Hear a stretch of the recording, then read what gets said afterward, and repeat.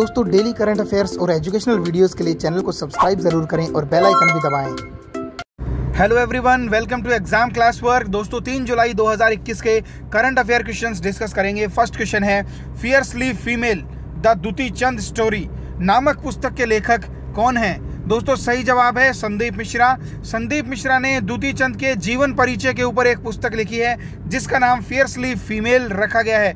दोस्तों दुती चंद भारत की एक एथलीट हैं जो यहाँ पर एक धावक के तौर पर अपना स्पोर्ट्स खेलती हैं और भारत का प्रतिनिधित्व इंटरनेशनल लेवल पर कर रही हैं। 100 मीटर रेस में इन्होंने कई पदक देश को जीत कर दिए हैं। ये बेसिकली उड़ीसा से संबंध रखती हैं और एक उभरती हुई 25 वर्ष की बहुत ही अच्छी एक एथलीट हैं। ठीक है, तो इनका जीवन परिचय इस पुस्तक के अंदर बताया गया है। लेखक हैं श्री संदीप मिश्रा।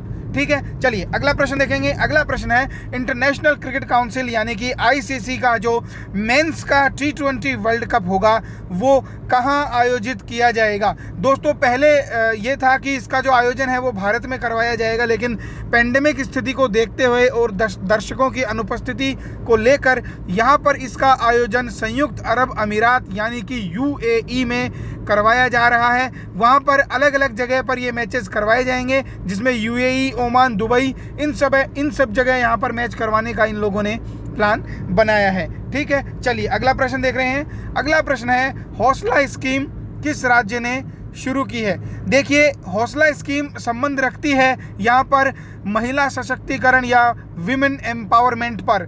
इस योजना को शुरू किया है जम्मू और कश्मीर के लेफ्टिनेंट गवर्नर ने और वहाँ पर महिला सशक्तिकरण, महिला उद्यमिता को बढ़ावा देने के लिए ये स्कीम शुरू की गई है। तो ध्यान रहेगा आप सबको कि हौसला स्कीम जम्मू कश्मीर में शुरू हुई है। चलिए अगला प्रश्न देख रहे हैं। अगला प्रश्न है, जन सहायक आपका सहायक नामक एक एप्लीकेशन फोन्स के लिए यहाँ पर किसने शुरू की है? तो दोस्तों सही जवाब है हरियाणा सरकार ने।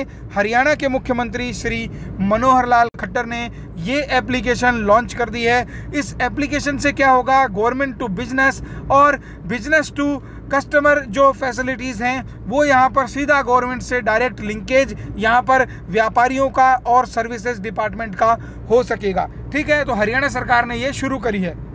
चलिए अगला प्रश्न देख रहे हैं। अगला प्रश्न है, इंडियन एयरफोर्स और इंडियन आर्मी के डिप्टी चीफ कौन बने हैं? देखिए यहाँ पर जो है चीफ्स पहले ही बन चुके थे।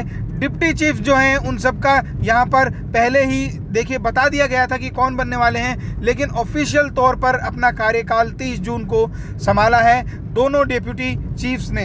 तो यहाँ पर जो एयरफोर्स के डेप्यूटी चीफ बने हैं उनका नाम है एयर मार्शल विवेक राम चौधरी और जो भारतीय आर्मी के जो डिप्टी चीफ बने हैं वो हैं लेफ्टिनेंट जनरल संजीव कुमार शर्मा।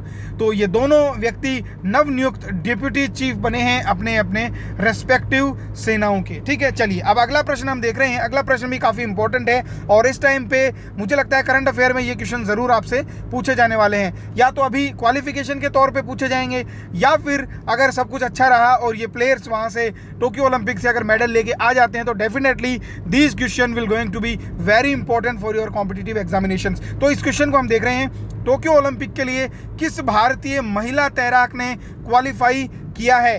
तो उनका नाम है मोना पटेल। दोस्तों मोना पटेल से पहले 2 स्विमर यानी कि 2 तो तैराक पहले ही सिलेक्ट हो चुके थे, क्वालिफाई कर चुके थे। उनके अंदर एक S नटराजन है जिन्होंने 100 मीटर बटरफ्लाई में, और उसके बाद में जो दूसरे हैं वो सज्जन प्रकाश हैं जिन्होंने 200 मीटर जो उनका रहता है दायरा उसके अंदर से पहले ये लोग क्वालिफाई कर चुके थे। और तीसरे प्लेयर के तौर पर एक महिला खिलाड़ी जिनका नाम मोना पटेल है, गुजरात से संबंध रखती हैं, उन्होंने भी यहाँ पर क्वालिफाई कर लिया है। ठीक है, तो चलिए अगला प्रश्न देखेंगे। अगला प्रश्न है, भारतीय नेवी ने किस कंपनी के साथ मिलकर इमर्जिंग टेक्नोलॉजीज बनाने के लिए एक पैक्ट साइन किया है?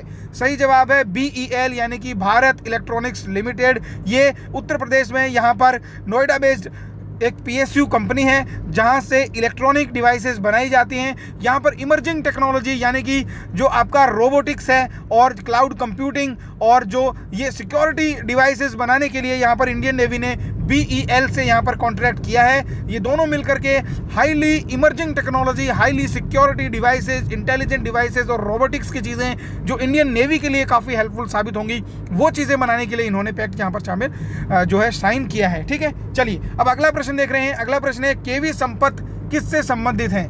दोस्तों केवी संपत जो हैं उनका अभी हाल ही में निधन हुआ है और वो संबंध रखते थे विश्व के इकलौते संस्कृत अखबार जिसका नाम था सुधर्म।